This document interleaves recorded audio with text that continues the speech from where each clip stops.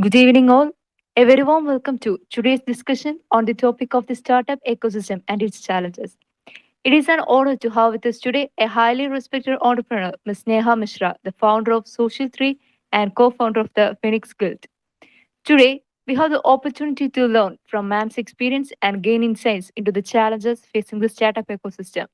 I'm confident that ma'am's insights and expertise will be instrumental in helping us to overcome the challenges. We are fortunate to have her with us today, and I would like to extend a warm welcome to Ms. Sneha Mishra. Thank you for joining us today, and we look forward to a productive and engaging discussion. Ma'am, please. Hey everyone, hi. Okay, first of all, how are you folks doing? I'm not sure what will be the flow of the session. Am I allowed to ask them questions in between or just basically talk about my experience? Ma'am, you are free to invite with everyone and like ask questions and I'm interact. not able to hear you.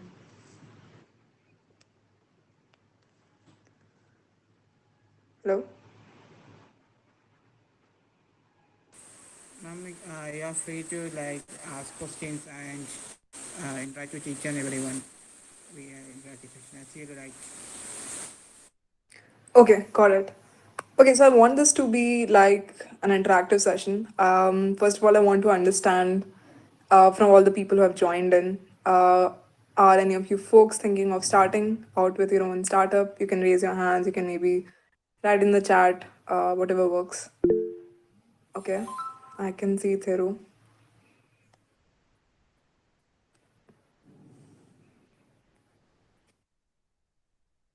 Okay, cool.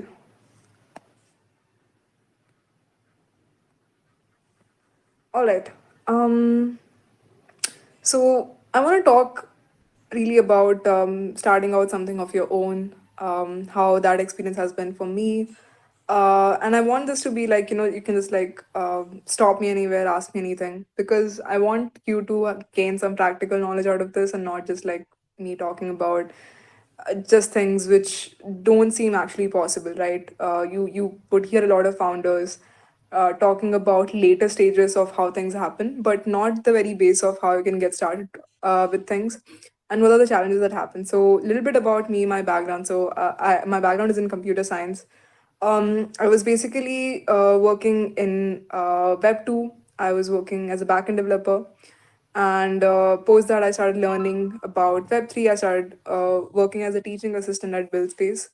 Then I did some work as a smart contract developer. And this was around like this time, like I had a lot of people basically reach out to me to help them find other smart contract developers, to help them find other Rust developers, Solidity developers. So my network was pretty good at that time because I was very active in all of these communities. And that is when I thought that, hey, why don't we build something that can enable people to get connected and also enable some sort of credentialing that can make sure that like whoever is claiming to have worked in web3 or with blockchain, we can actually understand if they have or not. And that comes through like not to get like into lot into the tech, but basically through blockchain technology you can determine whatever someone is claiming whether it's true or not, right? So this was like the general idea that we started off with. And the reason I want to like break this down into phases. So this is like phase one for me, where I basically found a problem statement because this was something right in front of me, right in front of my face, because I was getting asked this question daily of whether I can find other folks for their companies, for their startups. All of these companies had raised good amounts of money. They were building a lot of different things, but they were not able to find the right talent for it. So, okay, I now have the problem statement that, okay, this is what we need to bridge. Now the next step was to brainstorm around the solutioning, right? What can we do to build out a solution that can solve for this? And this is where I want to tread with caution. This is where I want to talk about my mistakes while building social 3 as well, because I started out with this perspective of, hey, if I'm building this, then I need to build this amazing thing. I started thinking from a developer focused mindset that I need to build out this complete tech tooling. I need to do this, I need to do that, I need to put everything in the platform. But what was actually required is just the MVP of it. I don't need to build everything out because honestly, it won't probably be used the way that I am picturing it to be, because I am looking at it from the mindset of this just being someone that, like, probably a developer or technical person can use. But the UI UX has to match something that any person can come in and use the platform. So this was a mistake that we made, and I put a lot of time into building this solutioning out, and then realizing that okay, who's gonna use this, like, right? So this is like one of the things that you need to focus on next. Like, instead of focusing on the tech or how great my solution might be, I need to build everything out. Think of just the one or two things that is required to solve that problem.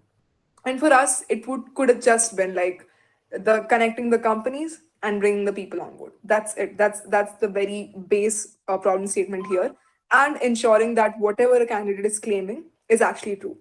Is like a very base statement. We don't need to build out a lot of like features that, they can use messaging, or they can like do a lot of different things within the application. They can view events, they can sign up here, they can do all of that. That's all fluff, because your core problem is just to solve, as I said, for this. So this was like the next step, right? Finding out the right and the minimal set of features that you need to make the right product to solve that particular problem. Even if you would feel like, okay, even from a technical perspective, you might feel like, hey, I need to build out this architecture like this, because otherwise the back end would scale.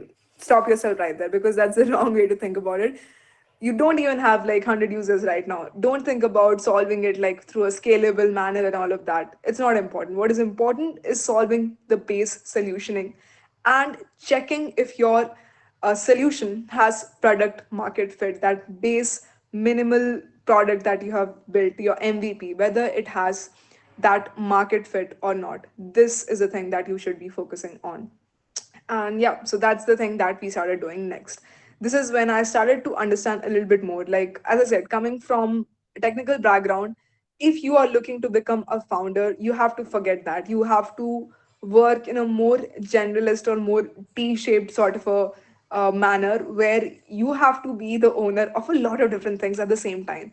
And all of this is quite overwhelming, because it's not like you can just pick that, hey, this is the part that I want to know, and this is the part that I don't want to know. You have to be on top of everything. And it also means that even the small things that, if you're working in a job, you might not have to end up doing, right? You will end up doing all of those things. So even the smaller admin tasks and everything, which requires managing people and everything, you will end up doing it. So you will have to accept that. You will have to put in a lot of hours initially, to bring all of the things to the level that they would be, to scale a team, to work with the team. But yeah, that brings me to the third point here. We spoke about finding the problem statement, then we spoke about finding the solutioning and seeing if there is product market fit for it. Coming to the third point is basically who is the team behind this. And this is very important, because if you currently look at startups, definitely the whole mindset about around people, like, about working in startups has changed a lot thanks to shows like Shark Tank. But if you tell your parents that, hey, I got a job at this startup and they might work and they might not work, should I go and work there? They would probably tell you no. And that's bad, because as a startup founder, it requires a lot of skill to attract and have people stay with you. They really need to feel that sense of belonging with your team. They need to feel the problem statement that you're working on is something that they relate with and they want to solve. Like they feel deeply about it. The culture inside the company should be really good as well. A lot of startup founders make mistakes when they raise money. They just had a lot of people and they fired a lot of people after that. I think you would have seen a lot of things making headlines, even the bigger corporations as well, in effort to cut costs given the bad market conditions, laying off like 6%, 10% of their workforce and stuff.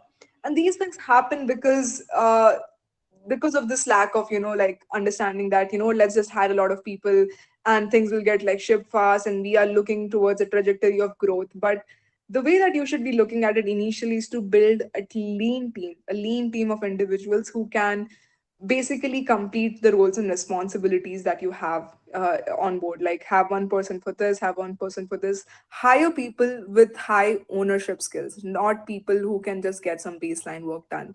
and make sure that there's enough skin in the game for them to stay and work with you. They actually enjoy doing what they're doing, because otherwise it's going to be very difficult. I personally, since I am working in hiring and recruiting, Social 3 is a Web3 recruiting platform. I will shill my project a little bit more at the end, but like as I said, like because I work with this, I work with founders very closely, and I see a lot of gaps there in terms of understanding this well. A lot of times they would not put time into hiring, they would put time into shipping the product, hiring some random people, and eventually obviously your employees won't retain, they will leave you, and then they will be in some weird situation where they do not have the right employees, and they're like, now we don't know what to do, how do we now hire people, I need to hire fast, and then that loop will sort of continue. Instead of that, there's actually something that I think I read in Forbes or something, which talks about around 40% of your time, if you're in an early stage startup, should go to recruiting or hiring. That is how important your team is.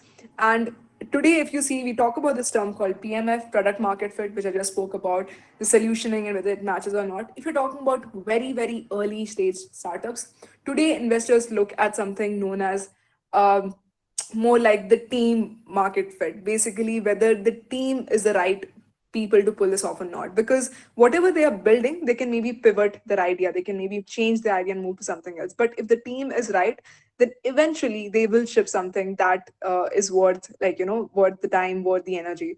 So this is the way that people are basically shifting their focus and working towards it.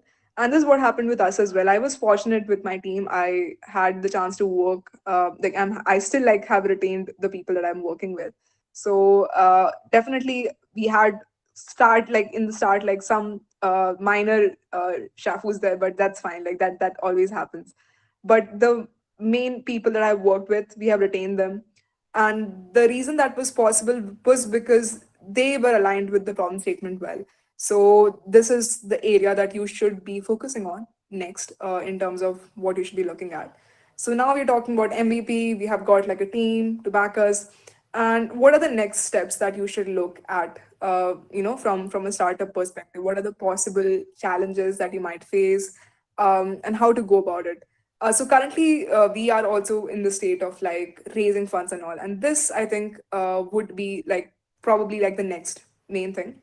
Now, before I start talking about raising a little bit, I want to talk about a lot of different paths that people take around this as well. Number one, like the lot of people who you would find sort of like just having an idea and being able to raise funds on the basis of this really comes through because of having like a huge enough network of individuals that can provide that kind of support. They might be founders who have built products previously and have exited from companies, which gives them a lot of credibility and a lot of network in the industry, which can enable them to raise faster. But personally, that would not be my recommendation to go down that route. There have been a lot of people who have been able to do a lot of money grab situations by doing this, but the way that I would say is like to find PMF, first find that initial set of users who would be like using your product, and then thinking about like raising or something, because you want to know what you're building, whether it's it's in the right direction or not. I think that's the first step.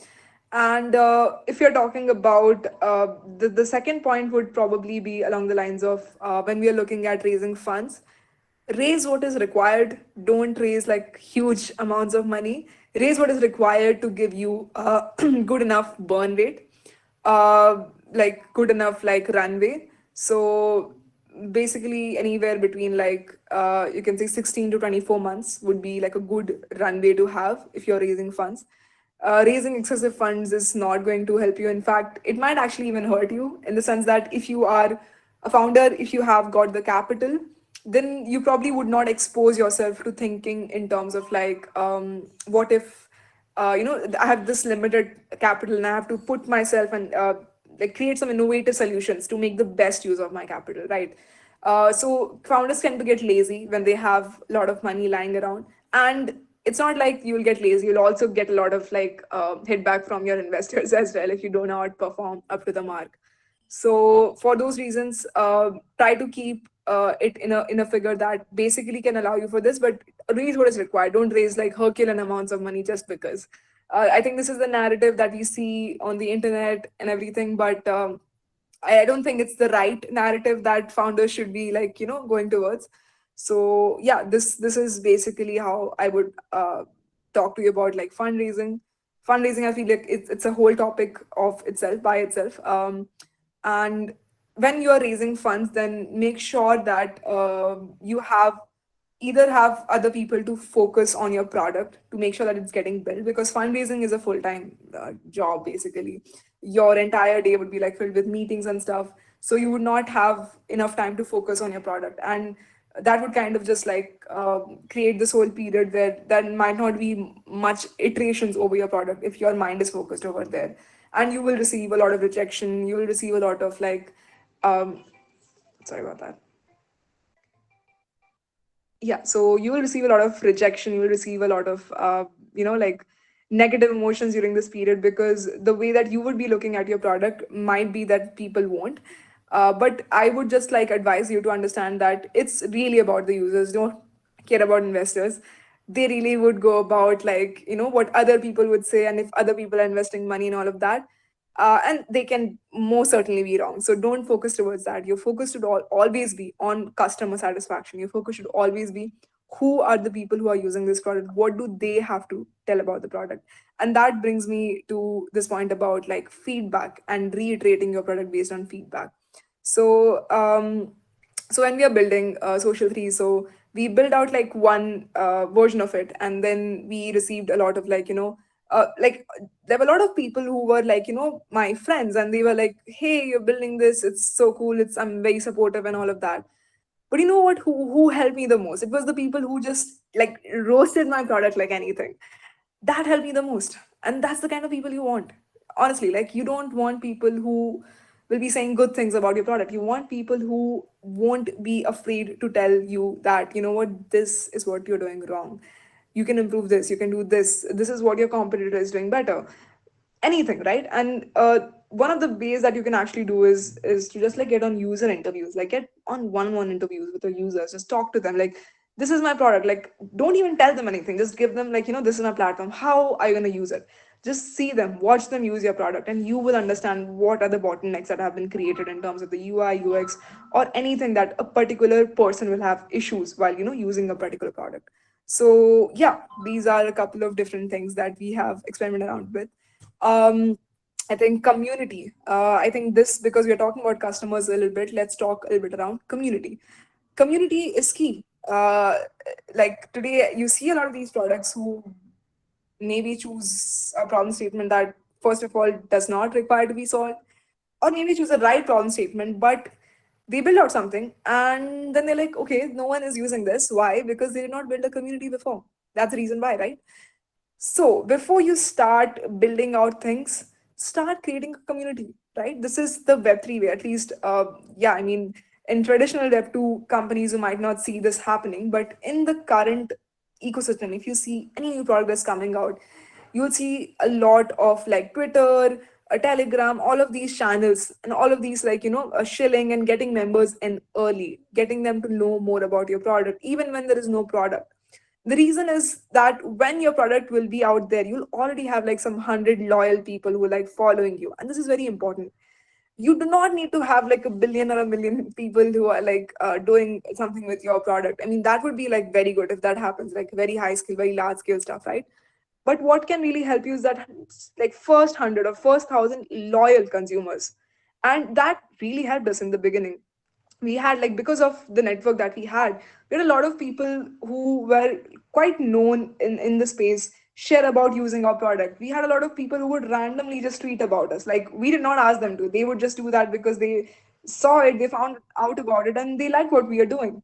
It's just as simple as that. So focus on building that community, focus on creating the user base before you start shipping the product, right? So this is one of the learnings that I would like to like share with you. Like this is another way that you have to think about it. So yeah, I have been speaking around like the journey and how we're going about it, and how are we valuing things. But more importantly, because you folks are going to be future founders, right? And there are some like very weird myths around like being a founder. Like You will hear all kinds of things, and I'll tell you honestly, I did not know that I was going to end up here. I had no idea. I was working a normal computer science job, right? I was like, yeah, this is my life. I did not know I would end up here. But what I did know was like, I always had this quality of feeling curious around things, feeling excited about problem statements. Every time there used to be hackathons and something, I used to think of like a real problem that, hey, this is what's there, this is what we can do. And it would be so cool if actual people ended up using it. This is pretty much how the whole thing evolved, right? And you will probably find, at least for me, I found a lot of irritating people in my university, in school, right, who would talk about startups, everything, analyze a lot of things, but wouldn't probably end up doing real work.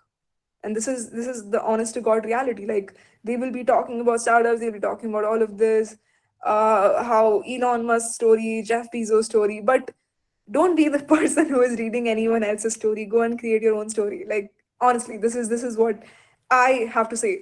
And don't think that doing all of these things are restricted to a certain set of individuals. So there's this narrative, at least in the Indian society, right, that you need to be from IIM or IIT or whatever tag it might be to do something like this, and you need to have the brains for it. Or we see all of these shows, right? We see shows like The Social Network and all of this, which makes us think that, okay, I need to be like, Mark Zuckerberg or something. I need to be that smart. I need to be like, it really isn't. The actual metric of success, if you look at startups, is just like resilience. It's around someone who is like facing constant challenges, who is facing rejection, who is facing, I don't know, emotionally in a whole, like, different world. No one is believing in you or your product, but you are still going. You're still going. So that is the quality, that resilience quality is what actually gets things moving. There are a lot of startups, who surprisingly did not work for like 3 or 4 years since they launched, and something clicked. Maybe the timing, maybe they were premature, and something clicked, and then they kind of just boomed, right? These kind of things happen on a very daily basis, right? And we don't listen to these stories. The stories that we listen to make us think that, okay, it's this very strategic, very smart, or very this person. But at the baseline, this is a person who was resilient, who understood the problem, who gave this their blood, sweat, and tears, right? They put their time and energy into it more than anything else in the world. It was their focus for that time being.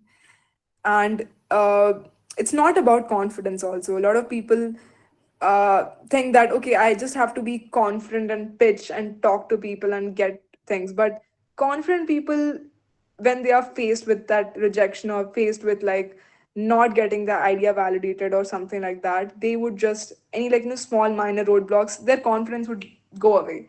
But it really is about resilience of like pushing through, feeling whatever you are feeling, pushing through, getting the team at the same level as you, making them feel as motivated as you about that problem statement. And you have to do this on a daily basis. You have to make sure that whatever happens, you know that, okay, this is what we are building, this is the vision that we share for the project. And with proper planning, it shouldn't be like up in the air, like, this is what I'm thinking, this is going to happen. It's not like that. It should be backed by proper data points, it should be backed by proper research.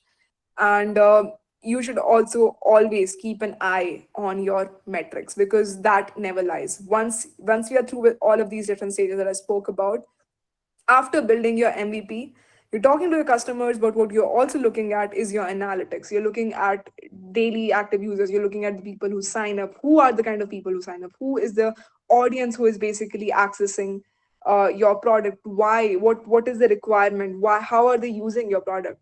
You need to answer all these questions. And if any of you folks already have a product idea in your mind, this is what you need to do. You need to go to like YC, there's a questionnaire there which asks very like detailed questions about what you're building. So, like, sometimes we just feel that, hey, we know the answers, this is what we want to build, it's very straightforward, la la la. But when you get exposed to questions like this, you can see the gaps in your knowledge. I did, like, when I started, I was like, okay, this is pretty straightforward, this is what we have to build. But when we get asked those kind of questions, that is when we realize that, okay, I do not know the answer to this, but you know what, I'm going to try to find out, I'm going to understand, I'm going to get deeper into the solutioning of what we are, like, building. So yeah, I guess this is pretty much what I wanted to talk to you about. I would love to take any questions that you folks might have.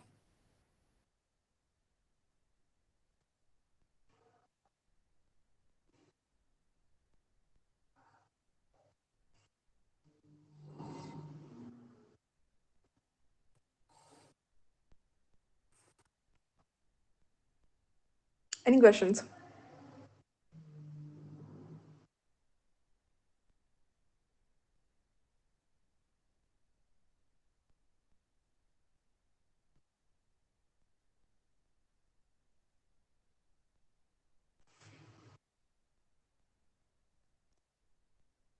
I also want to share what we are building. Hi Sneha.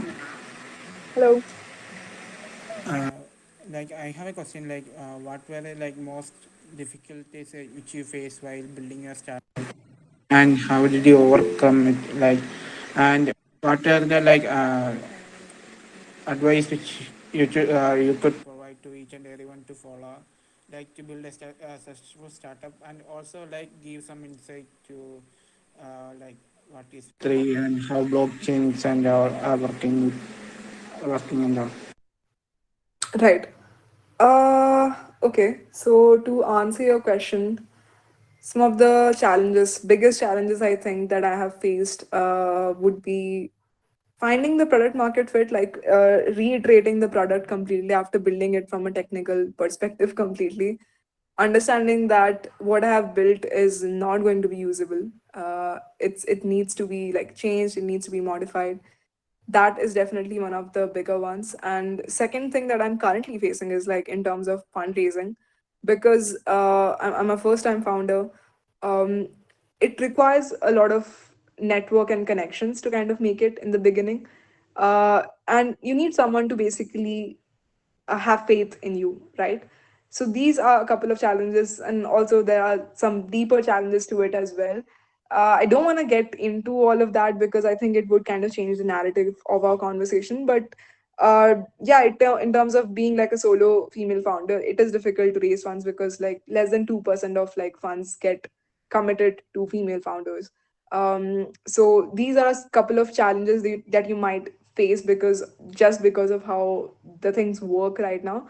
I do hope and wish sincerely that this changes with the coming years and months.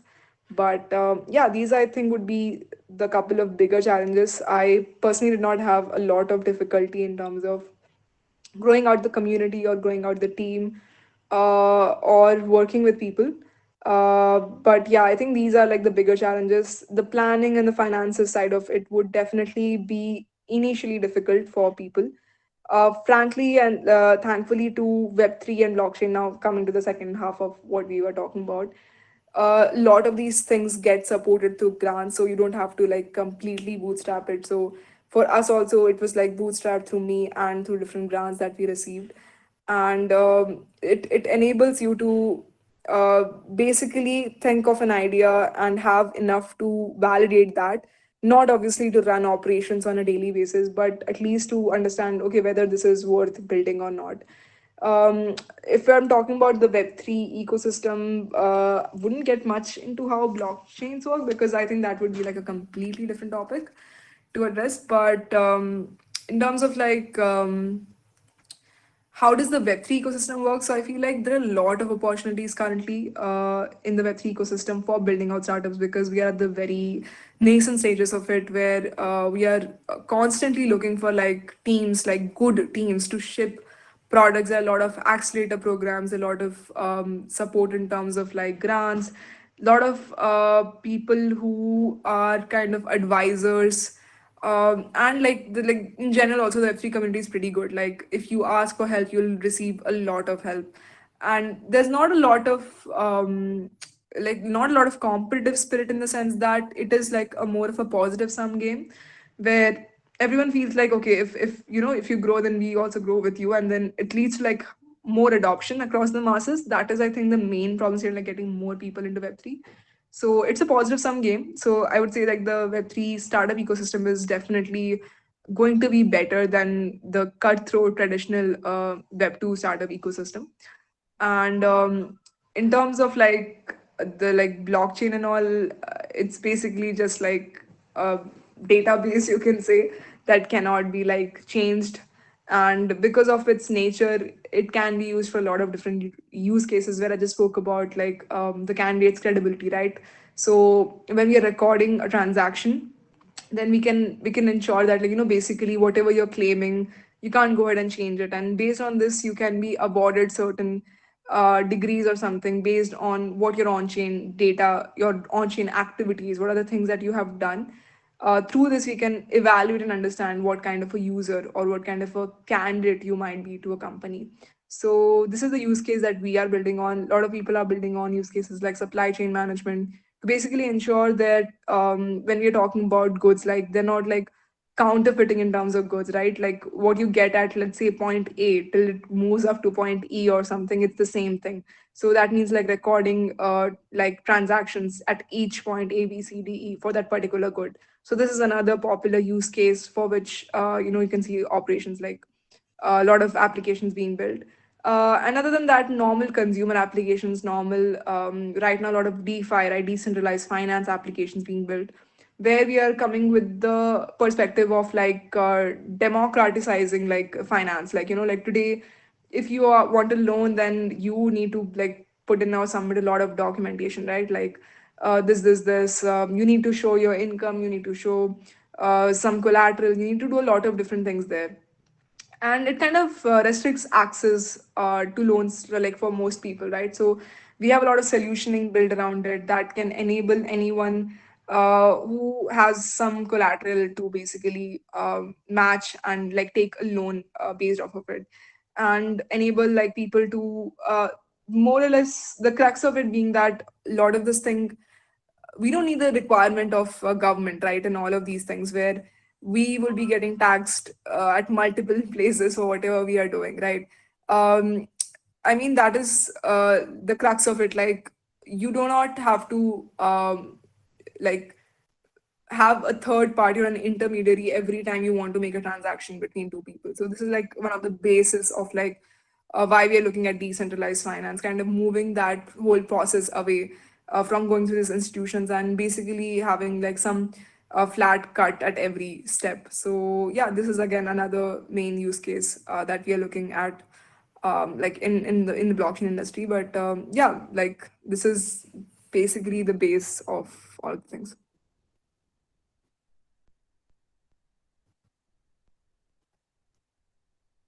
Any other questions? What should be done to attract more funds as a beginner? Okay, that's a good question.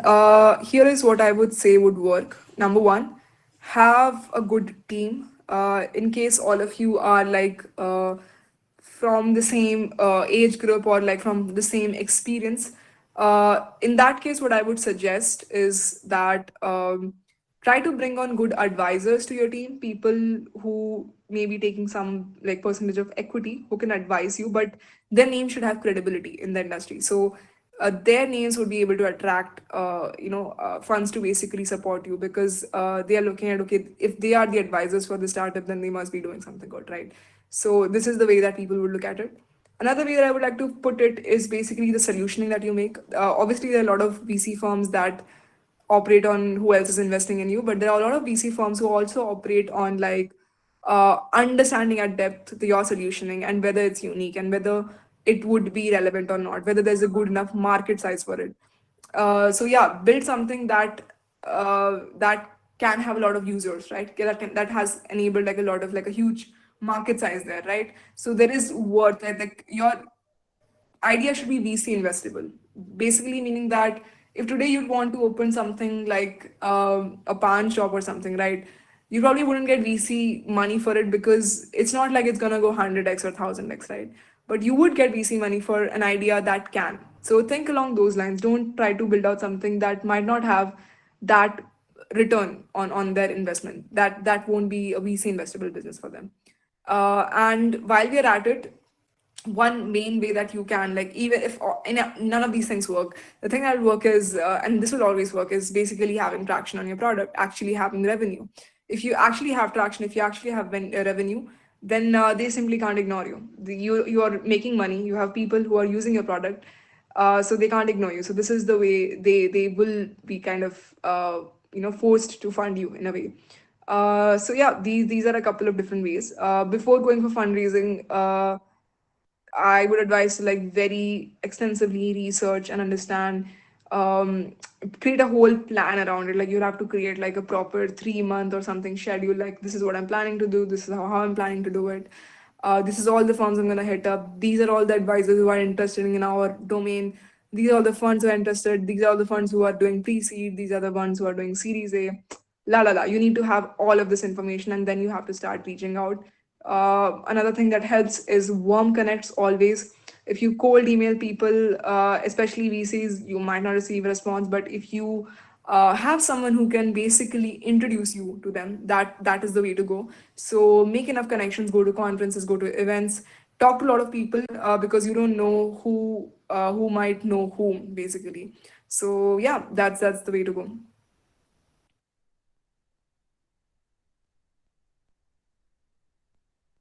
Any other questions? How can we satisfy investors and customers at the same time? That is again a very good question. Okay, so this is what I would say. Like, I don't think you should be satisfying investors and customers at the same time. I think you should be satisfying customers always. Because so here's the thing, right? There are certain ways that investors might feel around your product. That you know what, if you do this, then this might happen. Uh, but you don't know that for sure. Do reach out to your advisors. They are people who might be founders themselves and have done those things to have an understanding of that. But if you satisfy your customers, and if through that satisfaction you're able to reel in more customers, then the investors are definitely not going to have a problem with that. What I would advise in case you go for decision making that might not be in alignment with with your investors is to keep them in the loop, like keep giving them updates. That's the best thing that you can do. Like, this is what we are doing, and this is the growth that we have clocked in this particular week because of the changes that we have made. And I think this is the direction that we're moving, and I think the way we are doing it is accurate because the numbers basically speak that, right? So I think that is probably the way to go about it. So not to kind of piss off your investors or anything, but kind of have them on the same like level as your customers. So yeah.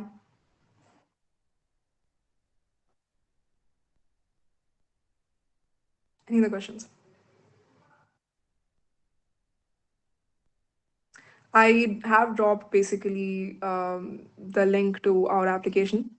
So do check it out. We have a lot of opportunities already on there. I'm not sure if you folks are interested or basically in the position that we have, but we have a lot of roles open technically, um, and also on the side of BD, as well as marketing and other stuff as well. So yeah, take a look and do to sign up for the platform. Let me know how do you like it. Okay, so we have one more question. How do you keep the morale high in your team? That's actually, if I have to rank things, right, I would keep this at like one of the highest like levels because this is something that it's a non-negotiable. This is something that you have to work towards every day. And the way that you can do it is basically really be optimistic around what you're building, which means that you need to have things very properly planned in your head. You can only keep the morals high if it is the truth, if it is what you believe. I mean, sure, there is you're gonna be like faking till you're making it, right? But at the same time, you need to have a very clear idea about, this is what we want to go for the next week, this is what is going to happen.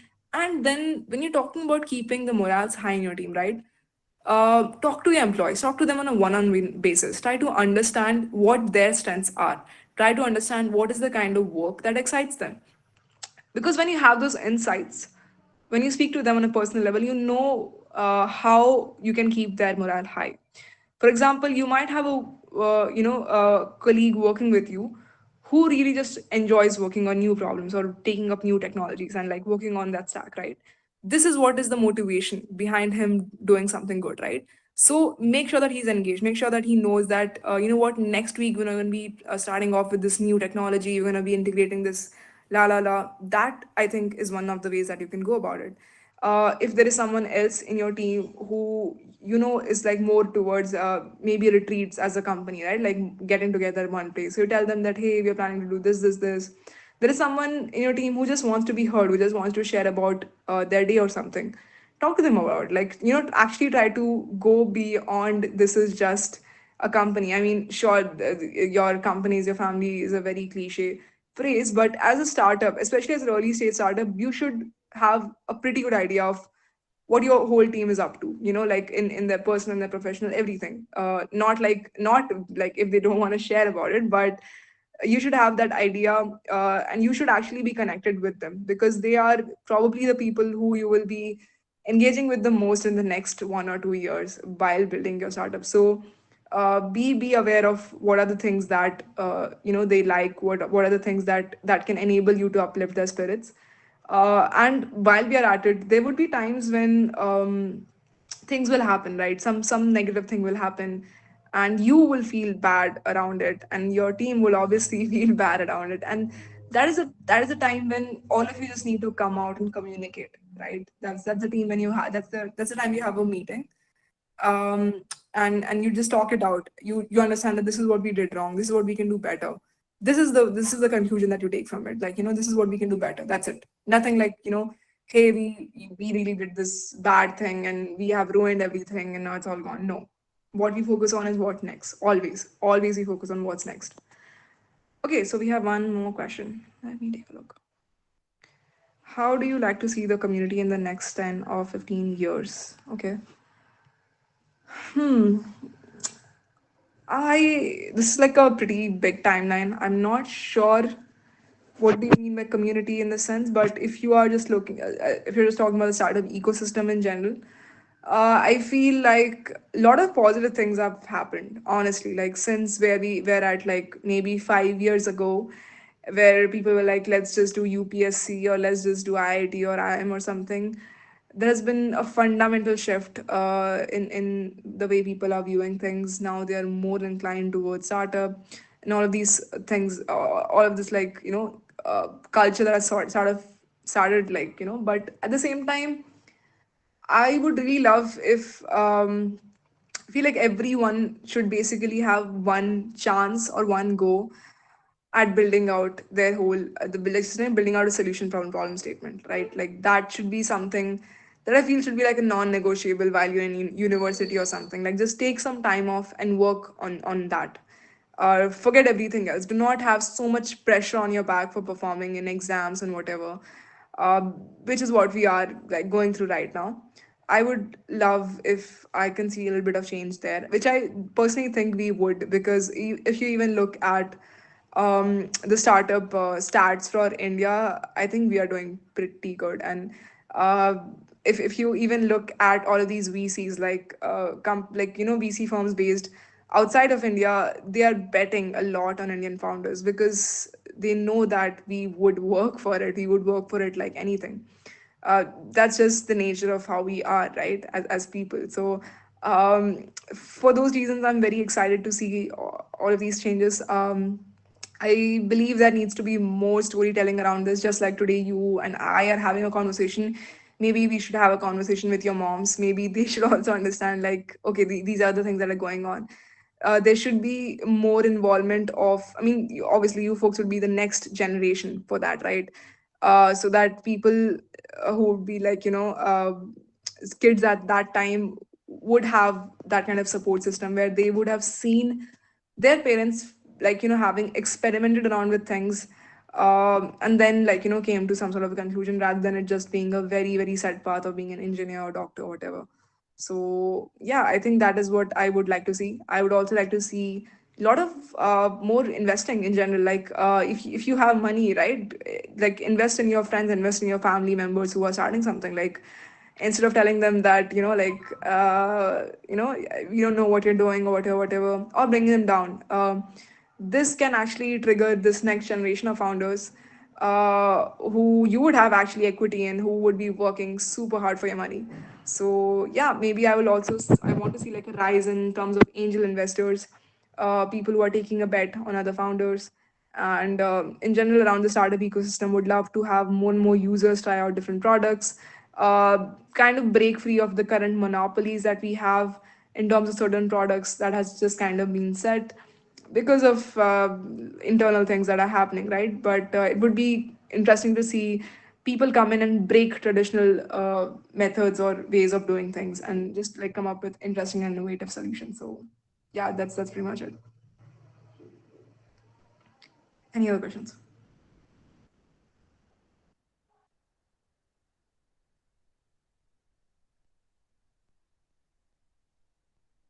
Okay, I think we are almost done with this session. So, yep. Do check out what we are building. It's called Social 3. It's a Web3 recruiting platform. And in a single line, basically, we can help you find opportunities. We can help you learn. We can help you upskill in Web3. And Web3 is not just meant for developers or something. It's meant for everyone. It's for all of us to come in as designers, developers, marketers, product managers, recruiters. Every job title that you'll see on any normal firm, right? Everything is there. So just sign, come up on board. I'm very happy to talk to you personally as well. Understand your career aspirations. What do you want to be, and how can you position yourself to get there? So yeah, that's a little pitch from my end. Thank you so much for having me. Thank you all for joining us today for this informative and inspiring session. We were fortunate to have an exceptional speaker who shared her expertise and insight with us. I would like to extend our sincere gratitude to ma'am for taking the time to join us and for delivering such an insightful presentation. We hope that the information and ideas presented today will be valuable to everyone who attended. As a token of gratitude, we would like to present a virtual memento.